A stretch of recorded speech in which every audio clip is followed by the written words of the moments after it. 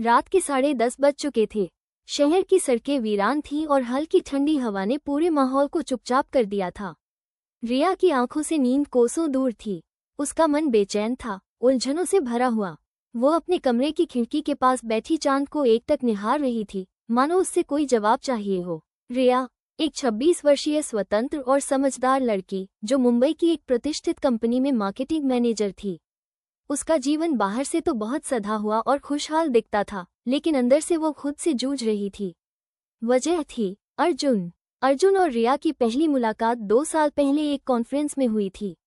पहली नज़र में ही दोनों को एक दूसरे की बातों में कुछ खास महसूस हुआ। धीरे धीरे मुलाकातें बढ़ीं और दोस्ती प्यार में बदल गई। अर्जुन एक सॉफ्टवेयर इंजीनियर था, शांत स्वभाव, गहराई से सोचने वाला और बेहद संवेदनशील। रिया को उसकी यही बातें भाती थीं, लेकिन पिछले कुछ महीनों से उनके रिश्ते में कुछ अजीब सी खामोशी आ गई थी। न पहले जैसी बात होती थी, न ही वैसा अपनापन महसूस होता था। रिया ने अपने फ़ोन की गैलरी में अर्जुन के साथ बिताए लम्हों की तस्वीरें देखनी शुरू की। हर तस्वीर उसके दिल में एक कसक पैदा कर रही थी। क्या हम सच में एक दूसरे से दूर हो रहे हैं, या ये सिर्फ मेरा वहम है? रिया ने खुद से सवाल किया। उसे याद आया जब अर्जुन ने पहली बार उसे अपने हाथ से कॉफ़ी बना कर दी थी और कहा था, इस कॉफ़ी में जितना स्वाद है उतना ही तुझ में है, थोड़ा कड़वा, थोड़ा मीठा, पर बेहद सच्चा।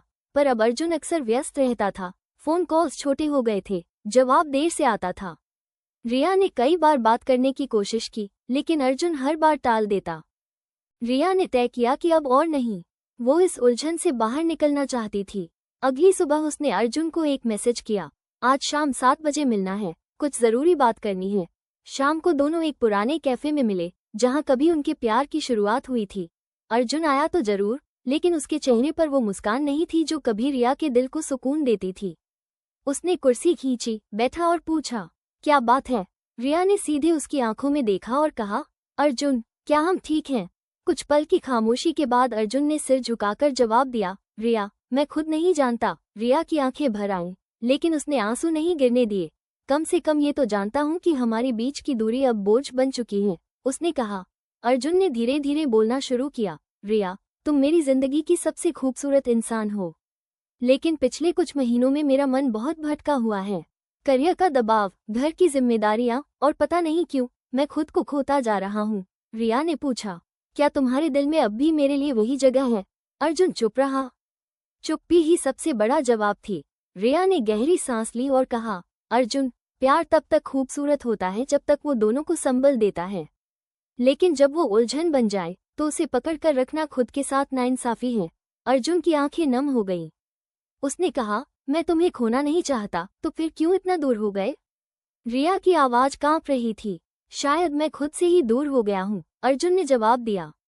उस रात दोनों देर तक बातें करते रहे, अतीत के पन्ने पलटे, अपनी अपनी परेशानियां बांटी। लेकिन एक बात साफ हो गई, अब इस रिश्ते में वो गर्माहट नहीं रही जो कभी दिलों को एक दूसरे की धड़कनों से जोड़ती थी। रिया ने एक फैसला लिया, अर्जुन, शायद हमें कुछ वक्त खुद के लिए चाहिए। अगर हमारी किस्मत में साथ होना लिखा होगा तो रास्ते फिर मिलेंगे। अर्जुन ने उसकी बात को समझते हुए सिर हिलाया। मैं तुम्हारी बात से सहमत हूँ। शायद कुछ दूरी हमें खुद को समझने का मौका दे। दोनों ने एक दूसरे का हाथ पकड़ा, एक आखिरी बार।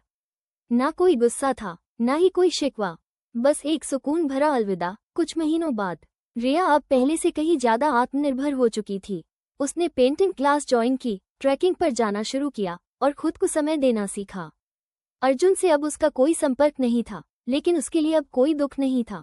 एक शाम वो समुद्र किनारे बैठी थी, सूरज की आखिरी किरणें पानी में चमक रही थीं।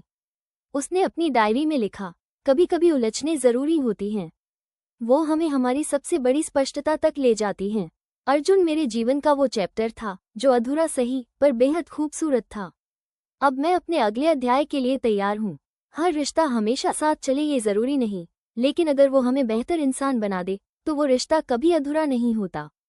अगर आपको ये कहानी पसंद आए तो please like, share and subscribe करें। Thank you.